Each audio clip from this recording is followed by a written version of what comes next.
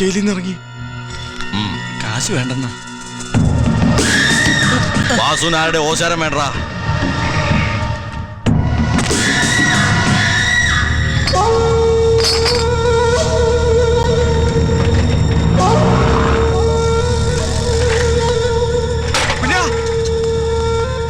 നീ കടപൂട്ടി എങ്ങോട്ടെങ്കിലും മാറിക്കോ.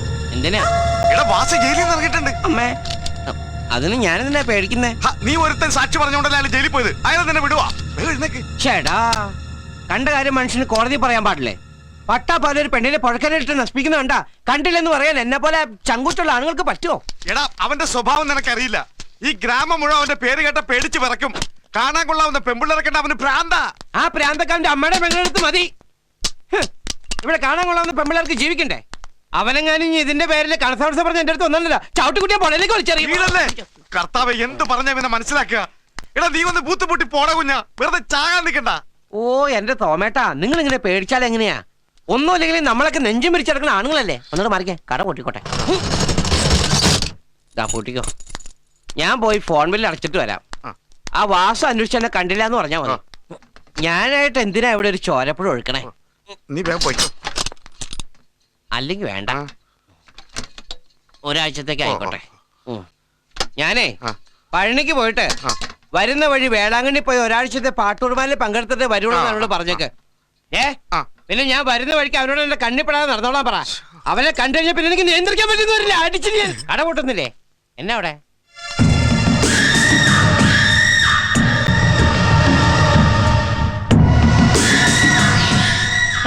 വാസുണ്ടല്ലോ.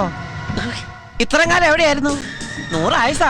വാസുകളുടെ കാര്യം പറഞ്ഞ നാക്ക് വായിലേക്ക് ഇട്ടുള്ളൂ അല്ലേ തോമേട്ടാ? വാ, നമുക്ക് അവിടെ നിന്ന് ചായ കുടിച്ച് സംസാരിക്കാം. ജയിലിലെ വിശേഷങ്ങളൊക്കെ. ജയിലിലേക്ക് വേണമെങ്കിൽ ഇവിടുന്ന് ഫ്രീ ആയിട്ട് വിളിക്കാൻ കേട്ടോ.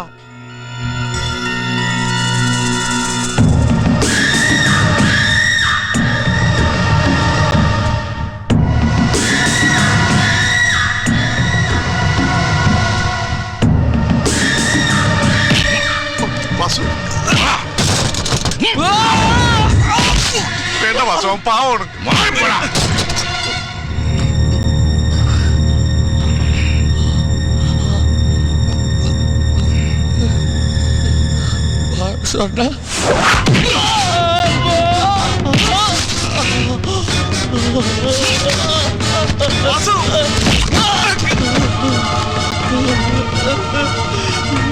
വേണ്ട വാസുട്ടാ.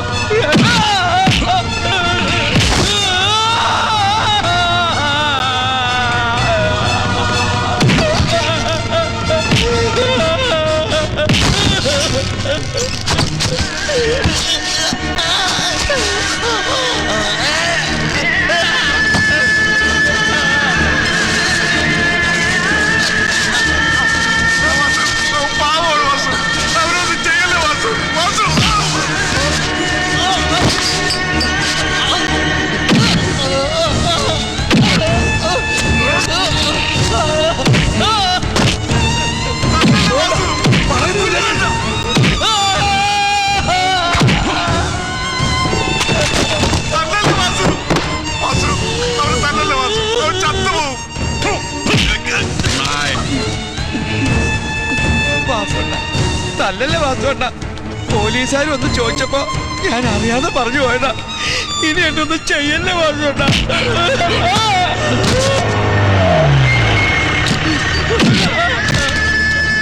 എന്താടോ പോയി നോക്ക്.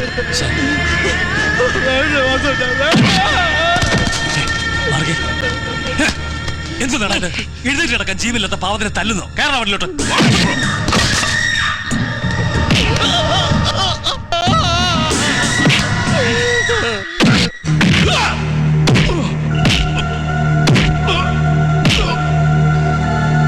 നീ പോലീസുകാരന്റെ ദേഹത്ത് കൈവയ്ക്കുമല്ലേ?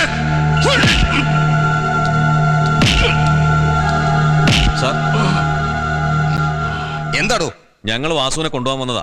നിങ്ങളെപ്പോലുള്ള രാഷ്ട്രീയക്കാരാ വാസുവിനെ പോലുള്ള ക്രിമിനൽസിനെ വളർത്തുന്നത്. ഇവരൊക്കെ എന്ത് തോന്നിവാസം കാണിച്ചാലും ഇവനെയൊക്കെ സംരക്ഷിച്ചല്ലേ പറ്റൂ.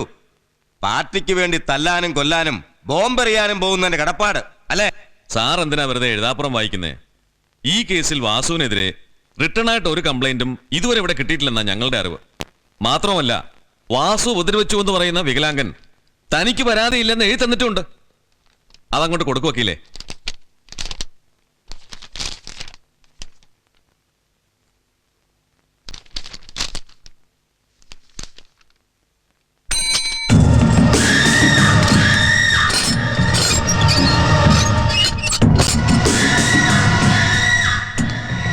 എല്ലാ കേസിലും നിന്നെ ഇങ്ങനെ രക്ഷിക്കാൻ ആളുണ്ടാവില്ലെന്ന് ഓർത്തോ?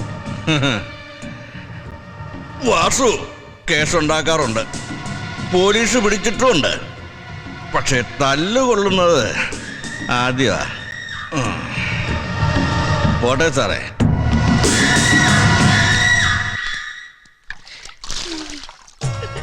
പടച്ചമ്പുരാനെ കരുനീലിച്ച് കിടക്കണത് കണ്ടില്ലേ? ആ ദുഷ്ടന്റെ തലയിൽ ഇടുത്തി വീഴുള്ളൂ. എനിക്കൊന്നുമില്ല അമ്മ, എനിക്കൊന്നും പറ്റിയിട്ടില്ല. ഒന്നും പറ്റിയിട്ടില്ല. പെരുവഴിയിലിട്ട് പട്ടിയെ തലണ പോലെ അവൻ തല്ലിയത്. എന്നിട്ട് പാർട്ടിക്കാർ വന്ന് പറഞ്ഞപ്പോ പരാതി ഇല്ലാതെ എഴുതി കൊടുത്ത്. പരാതി കൊടുത്ത അയാൾ അകത്ത് പോയാ പിന്നെ ഇറങ്ങുമ്പോ അതിന് വേറെ ഇടി കിട്ടും. കിട്ടാനുള്ളതോ കിട്ടി. ഇനി അടുത്തതും കൂടി നമ്മൾ ചോദിച്ചു വാങ്ങണോ തോമേട്ടാ? എന്തോമ്മ? എന്നാലും എന്റെ മോനെ ഉമ്മയ്ക്ക് ഇത് കണ്ടിട്ട് സഹിക്കാൻ പറ്റണില്ല. ഈ ഉമ്മയുടെ കരച്ചിലാണപ്പോൾ എനിക്ക് പിന്നെ സങ്കടം പറഞ്ഞേ. ദേ പിന്നെയും കരയണു. ആ ഉമ്മ രാവിലെ ജമാലിന്റെ ഫോൺ വന്നിരുന്നു. അവൻ ചിലപ്പോ പെരുന്നാളിന് വരാന്ന് പറഞ്ഞിട്ടുണ്ട്. അല്ല, ഇത് നേരാണ്. നീ വീട്ടിൽ വരാന്ന് പറഞ്ഞിട്ടുണ്ട്. ഓന്റെ സ്വരം കേട്ടിട്ട് കാലം എമ്മിണിയായി. എന്തായാലും അവന് ഇനി പെരുന്നാളിന് വരൂല്ലോ. വെള്ളത്തിന്റെ ചൂടാറി, നമ്മൾ പോയി ചൂടാക്കിട്ട് വരാം.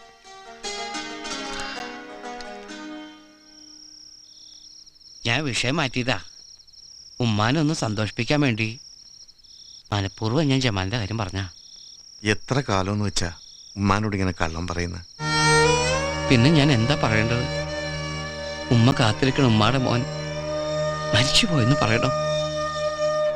ദുബായിക്ക് പോകാനുള്ള മോഹമായിട്ട് ബോംബെ ചെന്ന് എല്ലാം നഷ്ടപ്പെട്ടപ്പോ റെയിലിൽ തലവച്ച് ആത്മഹത്യ ചെയ്തെന്ന് ഞാൻ എങ്ങനെ? എനിക്കിങ്ങനെ പറ്റിയിട്ട് പോലും ഉമ്മയ്ക്ക് സഹിക്കണില്ല.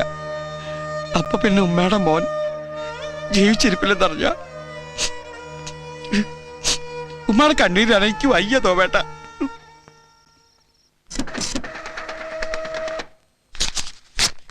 $3.99 മുഴുവൻ ചില്ലറയാണല്ലോ. പിച്ചക്കാരനാണോ? പിച്ചക്കാരന്റെ അപ്പനാടാ. വെറുതെ അല്ലടാ ദൈവം നിനക്ക് കൂനാന്ന് തേണ്ടി. ഒന്നും വേണ്ടായിരുന്നു, വെറുതെ തെറി കിട്ടും.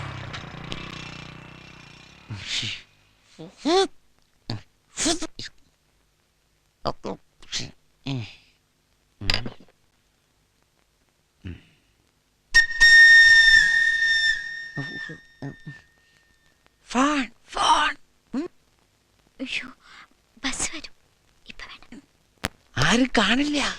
വാ.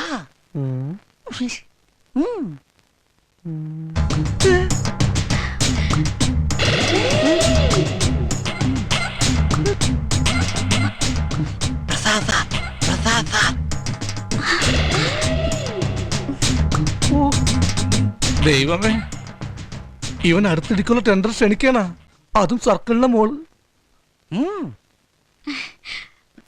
അയ്യോ, ഞാനൊരു കാര്യം മറന്നു. ഞാനൊന്ന് വീട്ടിലേക്ക് ഫോൺ ചെയ്തിട്ട് വരാം. വേഗം വരണം, ബസ് പോരും. എടാ ഭയങ്കര, ഇത്ര പെട്ടെന്ന് വളച്ചോ? ഇപ്പോഴത്തെ പെമ്പിളേക്ക് വളഞ്ഞിരിക്കുന്നവന്മാരാണ് ഇഷ്ടം. പ്രസാദ് സാറ് രാവിലെ 2 പ്രാവശ്യം വിളിച്ചിരുന്നു. വന്നാലുടനെ ഞാൻ അങ്ങോട്ട് വിളിപ്പിക്കാന്ന് പറഞ്ഞു. വേഗം വിളിച്ചോളൂ. ഓ, അങ്ങോട്ട് വിളിക്കുന്നതിന് മുമ്പ് ഇങ്ങോട്ട് വന്നു. ഹലോ, ഇൻകമിങ് എനിക്കാണോ? അല്ലെ തറവാട്ട് പറഞ്ഞോടുള്ളതാ. ഹലോ, കുഞ്ഞൻ SIST ബോത്ത്. ആ, അങ്ങോട്ട് വിളിക്കാൻ തുടങ്ങിയായിരുന്നു. ഇതാ ഇവിടെ ഉണ്ട്, കൊടുക്കാം. ഹലോ, ഞാൻ ലക്ഷ്മിയാ. എത്ര പ്രാവശ്യം വിളിക്കണു? എനിക്ക് നിന്നെ കാണണം, കണ്ടേ പറ്റൂ. കുറച്ചു നാളത്തേക്കെങ്കിലും കാണാതിരിക്കുന്നതാ നല്ലത്. ഇനി നമ്മൾ തമ്മിൽ കണ്ടെന്നറിഞ്ഞ എന്റെ പഠിപ്പ് നിർത്തുന്നു അച്ഛൻ പറഞ്ഞിരിക്കുന്നത്. എനിക്കൊന്നും കേക്കണ്ട. ഞാനിന്ന് നിന്റെ കോളേജിലേക്ക് വരും. പ്രസാദ്, വെറുതെ അബദ്ധമൊന്നും കാണിക്കരുത്. അയ്യോ, ബസ് വന്നു. Hello hello hello hello hello. ആ, കോളേജ് ബസ് വന്നുകൊണ്ട് ലക്ഷ്മി കുഞ്ഞ് പോയി. പോയോ?